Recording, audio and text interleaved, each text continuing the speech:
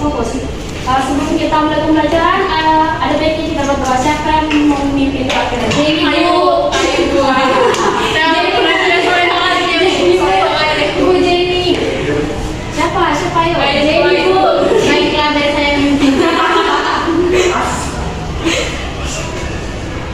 Marilah kita berdoa sebelum memulai pelajaran kita. Berdoa dimulai. Berdoa selesai.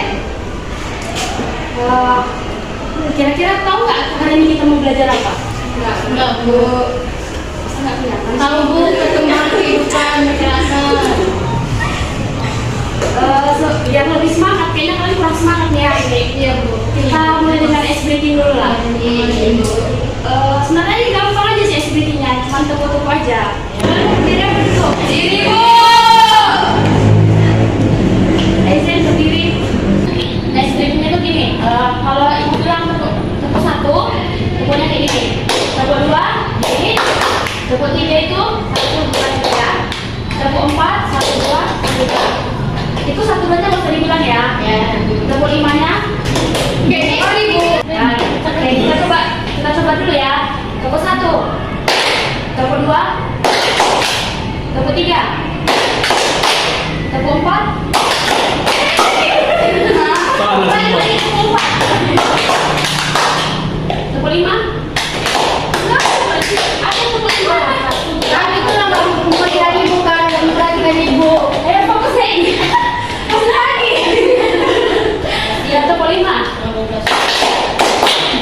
Oke, kita mulai ya ice breaking-nya ya. Tadi itu kan hanya percobaan. Oke, tepuk satu, tepuk dua, tepuk tiga, tepuk empat, tepuk lima. Tepuk lima kali.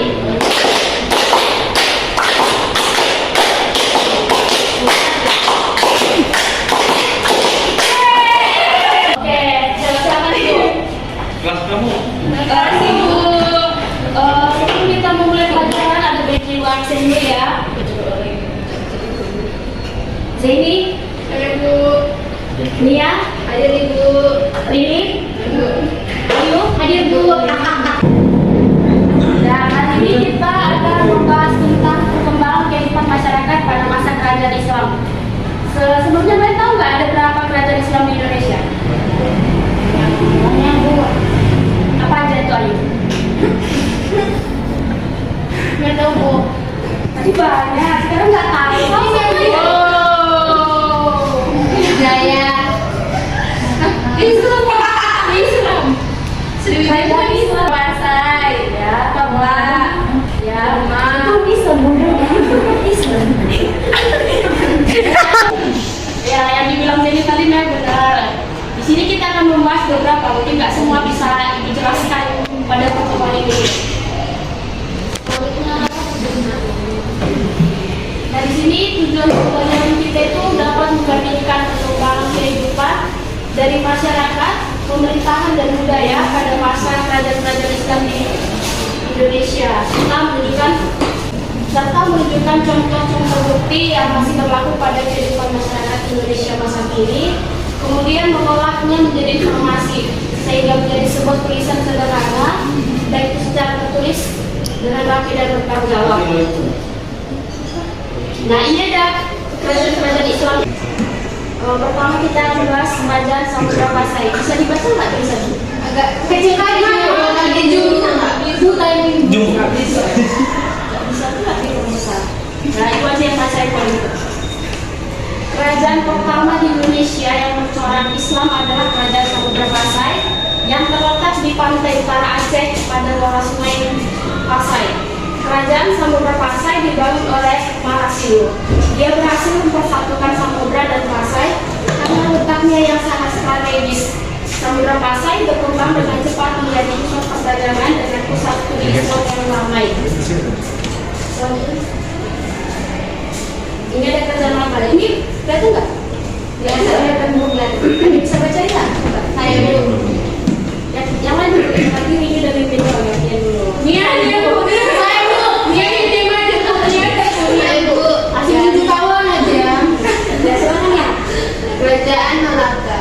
Letak Kerajaan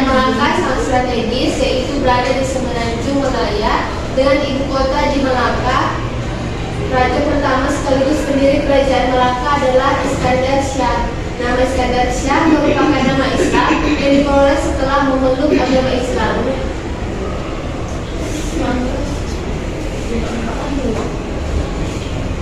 Yang ketiga itu Kerajaan Aceh. Secara geografis, letak dan kedudukan Kerajaan Aceh sangat strategis di sekitar Selat Malaka. Kerajaan Aceh terletak di Pulau Sumatera bagian utara dan dekat dengan jalur pelayaran dan perdagangan internasional. Lalu ada Kerajaan Demak. Ayo bisa bacain yuk. Bisa, Bu. Kerajaan Demak. Secara geografis, Kerajaan Demak terletak di Jawa Tengah. Kerajaan Demak berkembang dari sebuah daerah yang bernama Bintoro yang merupakan daerah bawahan dari Majapahit.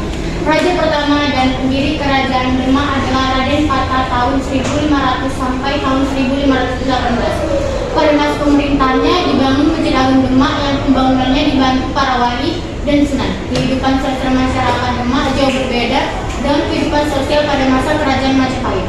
Pada masa kekuasaan Kerajaan Demak, kehidupan sosial masyarakat diatur sesuai ajaran Islam. Lalu ada Kerajaan Mataram Islam. Sini bisa bacain? Bisa, Bu. Kerajaan Mataram Islam. Pada awal perkembangannya, Mataram Islam atau Mataram adalah sebuah daerah kadipaten yang berada di bawah kekuasaan Pajang Mataram. Terletak di daerah Jawa Tengah, bagian selatan dengan pusatnya di Kota Gede,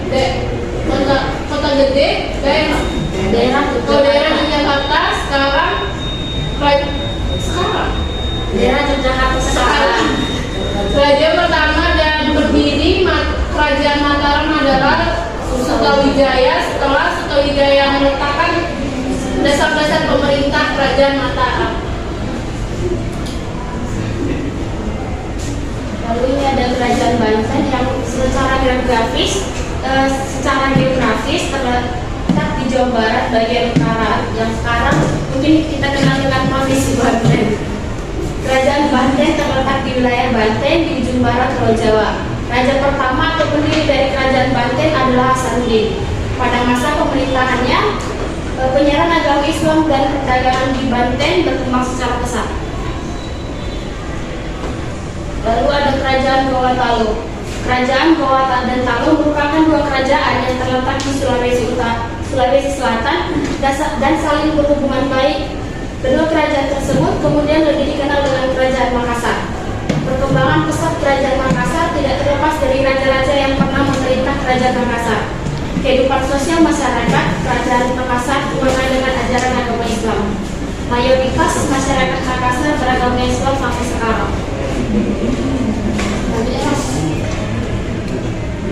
Nah, ini ada kerajaan terakhir yang mungkin kita bahas hari ini. Ada yang bisa baca lagi? Saya, Bu. Silakan deh. Kerajaan Ternate dan Tidore. Kerajaan Ternate dan Tidore terletak di sebelah barat Pulau Halmahera, Maluku Utara. Di Kepulauan Maluku banyak terdapat kerajaan kecil, di antaranya Kerajaan Ternate sebagai pemimpin penjelma, yaitu 5 bersaudara yang wilayahnya mencakup Pulau Ternate, Tobi, Bacan, dan Ambon. Daerah Maluku memiliki posisi penting sebagai sumber agar menghasil rempah-rempah sehingga selalu menjadi pusat perhatian dunia. Setiap bangsa selalu berusaha untuk melakukan kegiatan perdagangan di daerah Maluku. Nah, itu kira-kira gambaran singkat tentang kerajaan Islam yang ada di Indonesia. Nah, ini adalah bukti-bukti peninggalan dari kerajaan-kerajaan Islam seperti berupa masjid, ada keraton Masjid Agung Demak, ada keraton Kesepuhan Cirebon, ada makam, lalu ada seni rupa, ada rupa sastra dan upacara dan tradisi.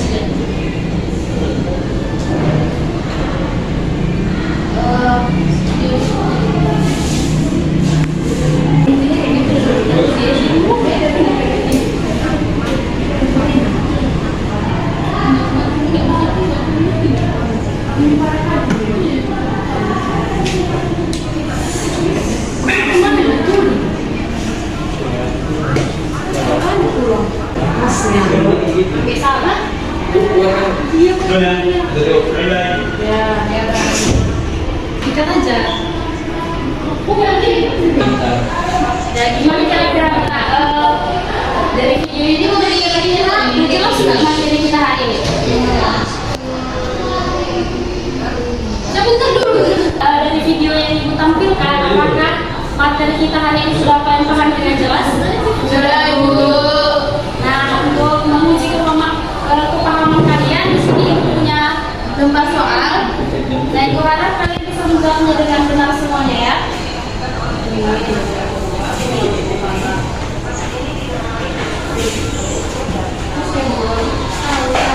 Itu karena ada 10 soal, ibu beri waktu 5 menit untuk mengerjakannya.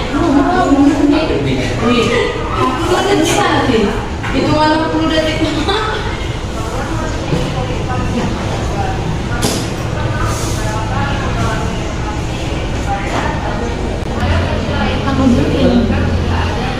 Cuma aku mau beli.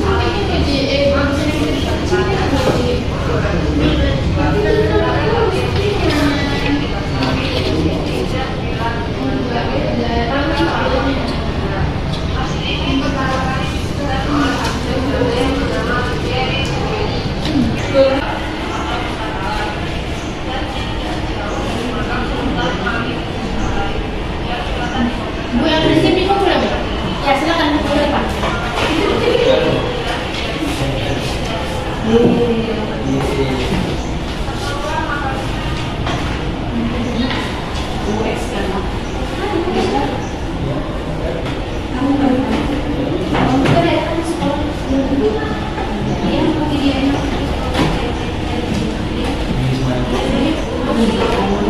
Kamu yang belum selesai tidak sinyal